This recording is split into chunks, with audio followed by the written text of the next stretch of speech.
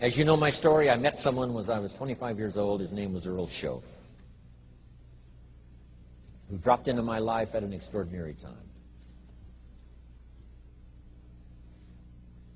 So key phrase, timing has a lot to do with it, and who knows part of the mystery of time, the timing.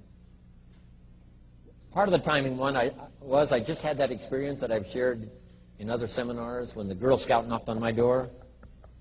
And I walked to the door, and she gives me the big pitch on the Girl Scout cookies, best organization in the world for girls. Got several flavors, time to buy the cookies, only $2. And with a big smile, she very politely asked me to buy. No problem, I wanted to buy. Big problem, I didn't have $2 in my pocket. And I didn't want to tell her that. So I did what I thought was next best. I lied to her. And I said, hey, look, I've already bought plenty of Girl Scout cookies. We've still got plenty in the house we haven't eaten yet. She said, oh, that's wonderful. Thank you very much. And she leaves. When she leaves, I say to myself, I don't want to live like this anymore.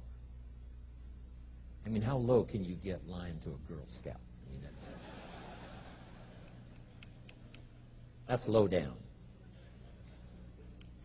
I told myself that day, this will never happen to me again. One of those experiences. It's called like life-changing.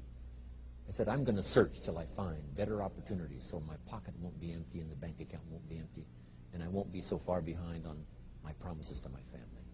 And it was shortly after that I meet Earl Schoaf, who taught me how to be wealthy, who taught me how to change my life. So who knows what the connection is, right? Someone says when the student is ready, the teacher will appear. You know, I don't know all the mystery of that. But anyway, it seems like some of those things uniquely happen.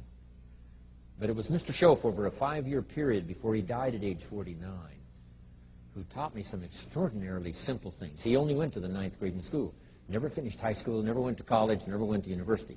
So he put his ideas and his experiences in very simple language, which I think for me, you know, kid from the farms of Idaho, that simplicity was so important. Because if it would have been technical, I'd have missed it.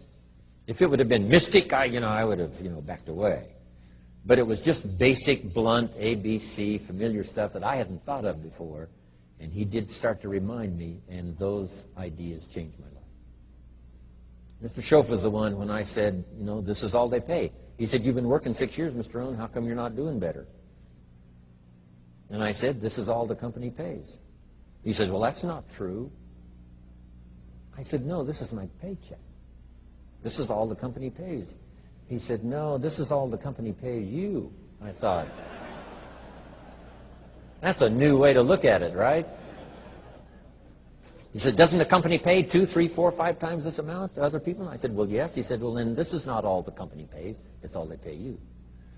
And if you qualified, wouldn't your income grow 2, 3, 4, 5 times? I said, I suppose. So he said, we don't have to work on the company. We have to work on you.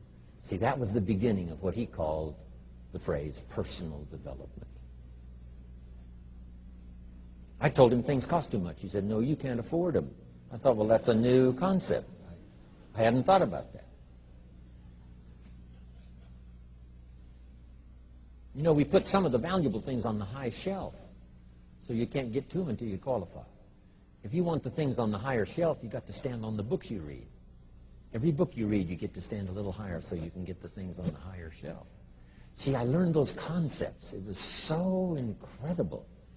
And here was the most important one. Success is something you attract by the person you become. See, that phrase changed my life. Success is something you attract by the person you become. Success is not something you pursue. It's like chasing a butterfly. You can't quite catch it. Success is something you attract by becoming an attractive person.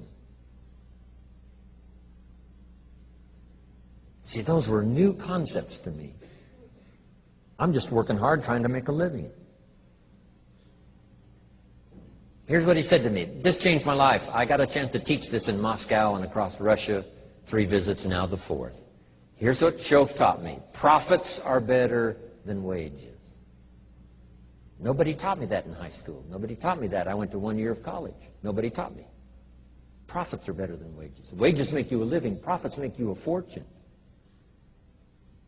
And how could you work on both a living and a fortune?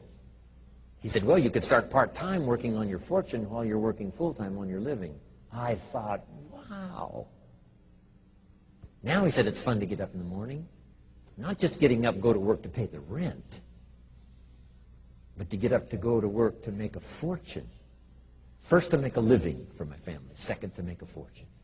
And he taught me how to make both a living and a fortune. Guess what I did? I learned how to make both a living and a fortune. And I found out anybody could do it once they get the information. And at age 25, I started receiving this extraordinary information. Here's what he said. Your income is directly related to your philosophy, not to the economy. I thought, no one ever told me that.